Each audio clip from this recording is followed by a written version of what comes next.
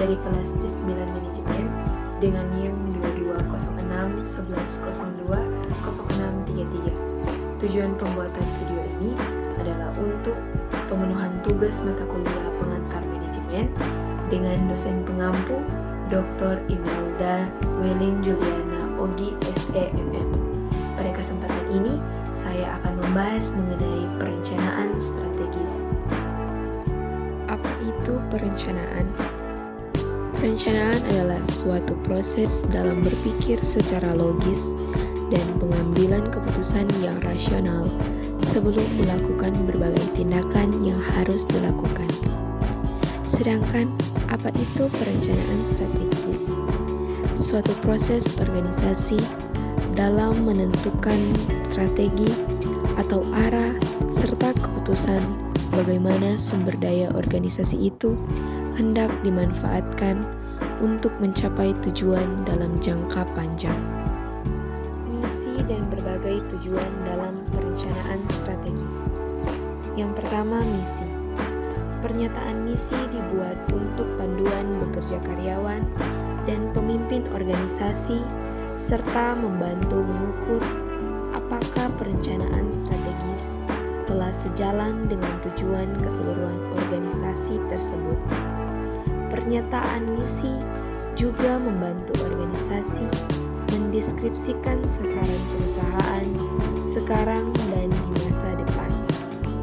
Jika perusahaan mengalami perubahan atau pergeseran bisnis yang besar, sangat masuk akal untuk merevisi pernyataan tersebut agar selaras dengan nilai dan sasaran perusahaan. Tujuan dalam perencanaan strategis. Yang pertama, mengembangkan secara koheren untuk pengambilan keputusan. Kedua, menangani secara efektif situasi yang berubah dengan cepat.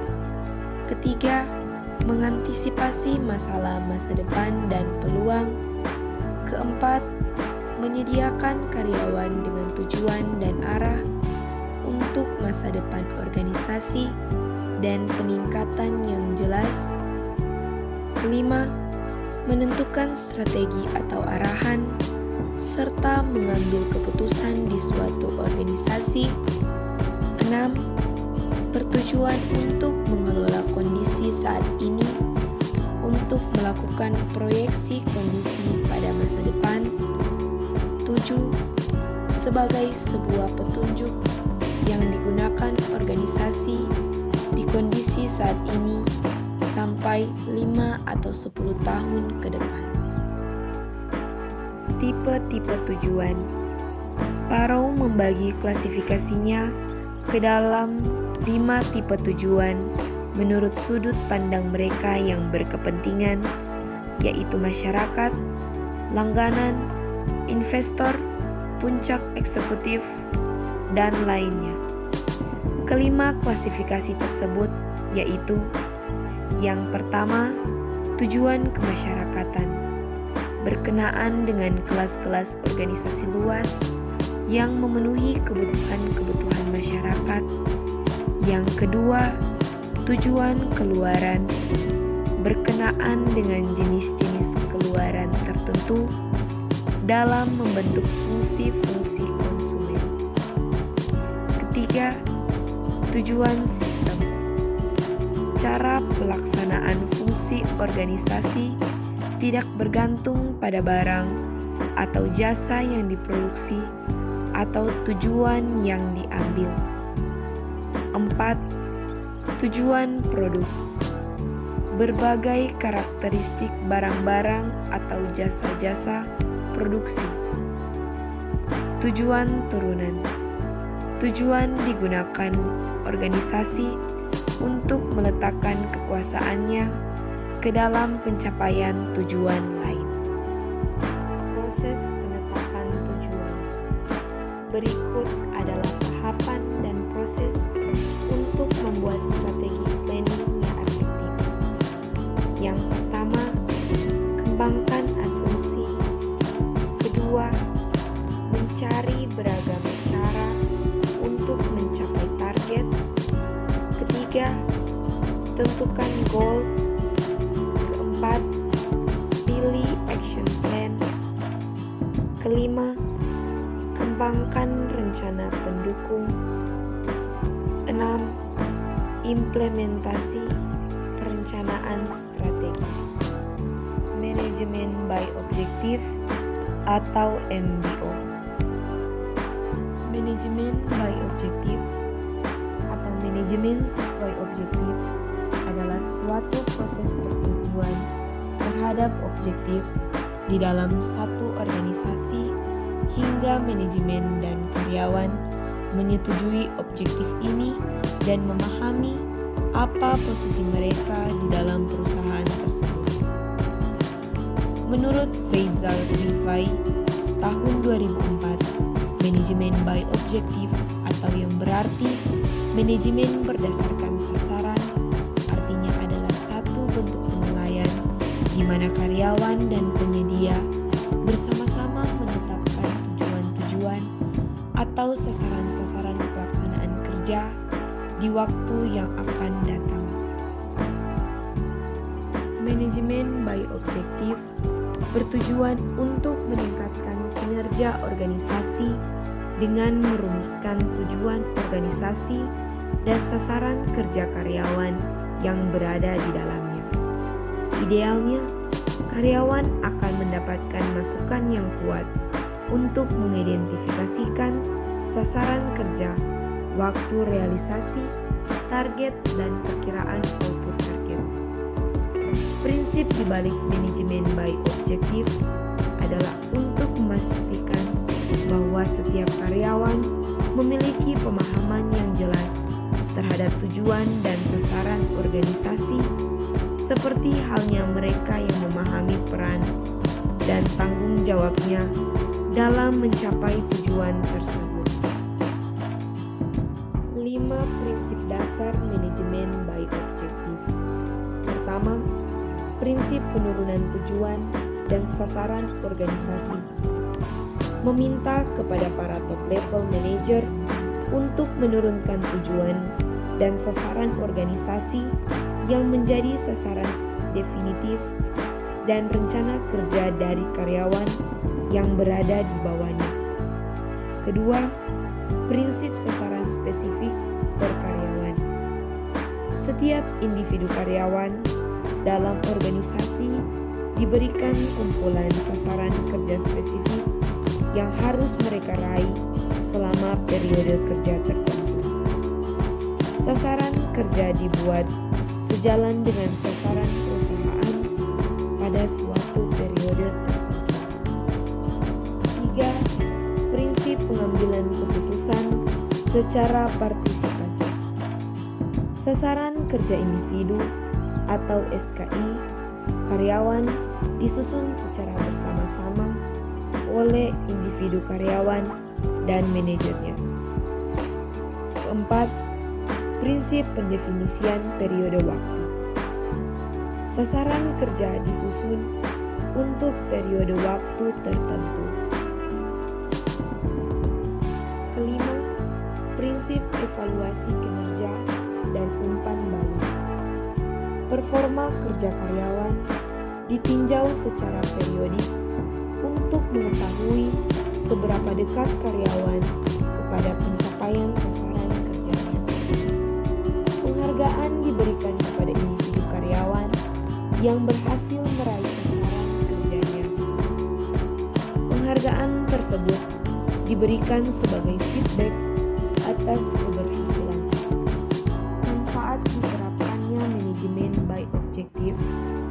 Manajemen by objektif dilakukan agar bisa membandingkan performa dan juga pencapaian karyawan dengan target yang terdapat di dalam perusahaan. Dengan kehadiran perbandingan ini, maka karyawan bisa mengukur sejauh mana mereka harus meningkatkan kemampuannya. Kelebihan dan kekurangan manajemen by objektif. Kelebihan, program MBO memberi kesempatan kepada para individu untuk mengetahui apa yang diharapkan dari mereka. Program MBO membantu dalam perencanaan dengan membuat para manajer menerapkan sasaran dan waktu yang ditargetkan.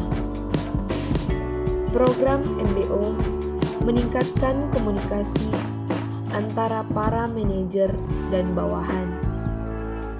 Program MBO membuat para manajer lebih menyadari tentang sasaran organisasi. Program MBO membuat proses manajemen lebih wajar dengan memusatkan pada suatu pencapaian. MBO memiliki manfaat dalam meningkatkan kualitas pengelolaan organisasi. MBO mampu membantu terciptanya suatu perencanaan yang efektif, juga terbukti mampu melakukan pengendalian yang efektif, dan membuat proses evaluasi secara efektif yang dilakukan para manajer. Kekurangan yang pertama, kelemahan yang melekat pada proses MBO dalam konsumsi waktu dan biaya yang besar. Kedua, dalam hal pengembangan dan implementasi program-program MBO. Ketiga, MBO terlihat sekilas sangat sederhana, namun di balik kesederhanaannya membuat para manajer MBO harus benar-benar memahaminya, sebab jika tidak, maka mereka akan sulit menjelaskannya kepada bawahan. 4. MBO tidak bisa berhasil apabila tidak mampu memberikan garis-garis pedoman yang perlu. Oleh karena itu, manajer harus mengetahui dengan tepat tujuan perusahaan dan aktivitasnya. 5. Tujuan yang kurang jelas akan berakibat pada manajer yang tidak mampu menyesuaikan diri dengan MBO. 6. MBO juga ditemui kesulitan dalam menetapkan tujuan-tujuan. 7. Bagi organisasi yang menggunakan MBO, penetapan tujuan biasanya dilakukan untuk jangka pendek yang kurang dari setahun. 8. Penetapan MBO juga menyebabkan ketidakluasan dalam hal perubahan sasaran dibandingkan konsep manajemen lainnya. Unsur-unsur dalam manajemen by objektif. Yang pertama, komitmen pada program. Suatu program manajemen by objektif yang efektif akan memberikan isyarat komitmen pada para manajer di setiap tingkatan organisasi terhadap pencapaian berbagai tujuan pribadi dan juga organisasi, juga proses manajemen by objektif. Akan diperlukan banyak waktu dan energi agar bisa membuat program manajemen by objektif yang sukses. Kedua, penetapan tujuan dan manajemen puncak. Berbagai program perencanaan yang efektif umumnya bisa dimulai dengan peran manajer puncak yang bertugas dalam menetapkan berbagai tujuan pendahuluan setelah melakukan konsultasi dengan setiap anggota organisasi lainnya. 3. Tujuan-tujuan perseorangan. Dalam membuat program manajemen by objektif yang efektif, maka maksud dari penetapan tujuan pada setiap tingkatan adalah demi membantu para karyawan dalam memahami cara jelas apa yang mereka harapkan bisa tercapai. 4. Partisipasi. Derajat partisipasi bawahan dalam hal menetapkan tujuan sangatlah beragam. Dalam satu sisi ekstrim, kemungkinan bawahan melakukan partisipasi hanya dengan kehadirannya saat tujuan bisa ditetapkan oleh pihak manajemen. 5. Otonomi dalam implementasi rencana. Setelah selesai menetapkan tujuan dan sudah disetujui, maka individu tersebut memiliki keleluasaan dalam hal memilih peralatan untuk mencapai tujuan. 6. Peninjauan kembali prestasi. Pihak manajer dan bawahan harus melakukan pertemuan secara periodik untuk bisa meninjau kembali kemajuan terhadap tujuannya. Analisis SWOT. Penyusun SWOT diartikan sebagai berikut. Pertama, strength atau kekuatan adalah sumber daya atau kapasitas organisasi yang dapat digunakan secara efektif untuk mencapai tujuan. Kedua, weakness atau kelemahan adalah keterbatasan, toleransi, ataupun cacat organisasi yang dapat menghambat pencapaian tujuan. Tiga, opportunities atau peluang adalah situasi yang mendukung dalam suatu organisasi, digambarkan dari kecenderungan atau perubahan sejenis atau pandangan yang dibutuhkan untuk meningkatkan permintaan produk atau jasa dan memungkinkan organisasi untuk meningkatkan posisinya melalui kegiatan supply. 4. Stress atau ancaman adalah suatu situasi tidak mendukung atau hambatan, kendala, atau berbagai unsur eksternal lainnya dalam lingkungan. Analisis matriks SWOT. Faktor eksternal dan internal sebagai bagian penting dalam analisis SWOT yaitu: pertama, faktor eksternal. Ini memengaruhi opportunities dan threats, di mana faktor ini menyangkut dengan kondisi-kondisi yang terjadi di luar perusahaan yang memengaruhi dalam pembuatan keputusan perusahaan. Faktor ini mencakup lingkungan industri dan lingkungan bisnis makro, ekonomi, politik, hukum, teknologi, kependudukan, dan sosial budaya. Kedua, faktor internal ini memengaruhi terbentuknya strengths and weakness, di mana faktor ini menyangkut dengan kondisi yang terjadi dalam perusahaan yang dimana turut memengaruhi terbentuknya pembuatan keputusan perusahaan. Faktor internal ini meliputi semua macam manajemen fungsional, pemasaran, keuangan, operasi, sumber daya manusia, penelitian dan pengembangan, sistem informasi manajemen, dan budaya perusahaan.